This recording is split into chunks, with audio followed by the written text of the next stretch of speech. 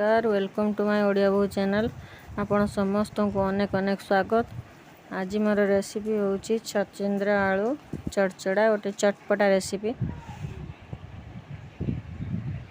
से छोट छोट करी छचिंद्रा आलू को काटी नहीं टमाटो गोटे टमाटो किछि जीरा दुईटी लंका रखी रसुण कला आउ दुईटी पियाज को छड़े नहीं आमे एबे इंडक्शन ले पैन बसाई से किछि पानी देबा।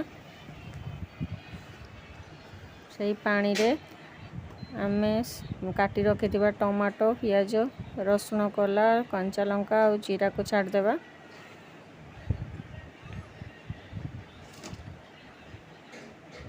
तापरे याको किछि समय पई फुटिबा को देबा।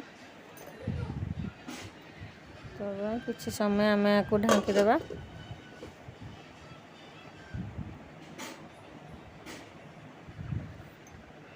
यहाँ फुटी आसिलानी ताको बाहर कर देबा।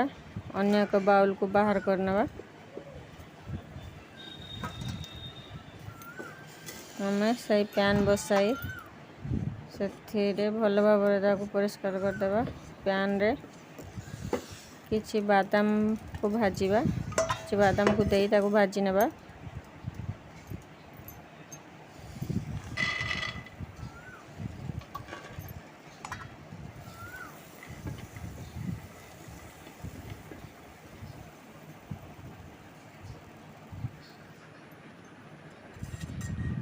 भजा हो आसलानी आमे बाउल को काढ़ी नेबा।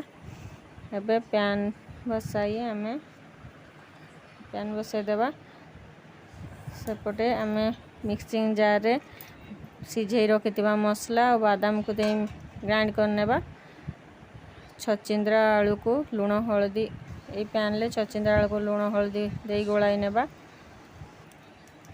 गोलाई की रखिबा। तापरे आमे पैन रे किछि सरिष तेल दे गोलाई रखिथिबा छचिंद्रा आलू को दे देबा। यहाँ को किछि समय पई सिझिया पई छाड़ देबा। 5 मिनट पई यहाँ को ढांकी देबा। एबे सिझी आसिलानी एमे सेथिरे एबे बाटी रखिथिबा बैटर को दे देबा।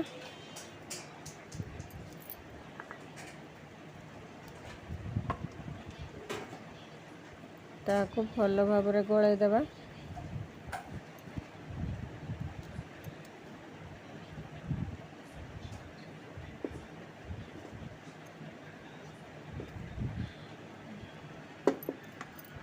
एबे यहाँ को 5 मिनट पाए ढांकी नेबा। एही रेसिपीटी पखाला भात रे खाइबा को बहुत भल लागे। एबे फुटी आसिलानी रेसिपी ढांकुणी को बाहर कर देखि नेबा। ताको भल भाव रे सुखाई देबा। एही भली भाबे सुखाई नेबा। जदि मोर वीडियोटी आपण मानन को भल लागि थाए ताले सब्सक्राइब करिया को भूलिबे नै। लाइक कमेंट शेयर करि नेबे।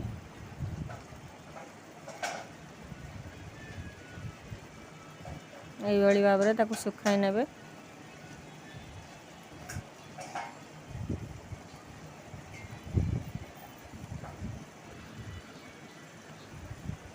निश्चय सब्सक्राइब कर नेबे। पाखरे थिबा बेल आइकन घंटी बजाय देबे। ऑल ऑप्शन ले क्लिक कर देबे। मोर नुआ नुआ वीडियो आपण मानन पाखरे सहज रे पहुंच जिवो।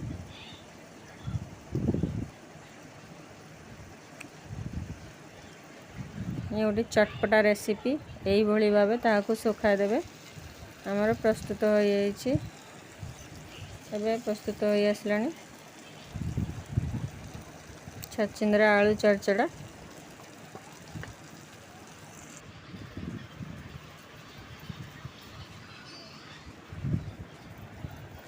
जदि वीडियो भल लगी थाए कमेंट सेक्शन ले जणाइबे।